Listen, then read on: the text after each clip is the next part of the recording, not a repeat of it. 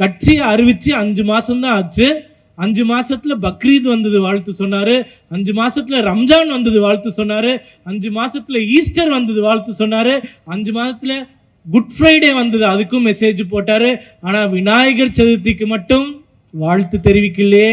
என்ன காரணம்? இந்துக்கள் என்றால் இழிச்சவாயர்களான்னு நம்ம கேட்கிறோம். இங்க இருக்கக்கூடியவர்கள் ஒவ்வொருத்தருக்கும் மீண்டும் சொல்வது, இந்து பண்டிகைகளுக்கு வாழ்த்து கூட சொல்ல திராணி இல்லாத தலைவர்களுக்கு நாம் ஏன் ஓட்டு போட வேண்டும் என்பதை நீங்கள் மீண்டும் மீண்டும் சிந்திக்க வேண்டும். ஒரு உண்மையான இந்துவாக இருந்தால் யாருக்கு வேணாலும் ஓட்டு போடுங்க.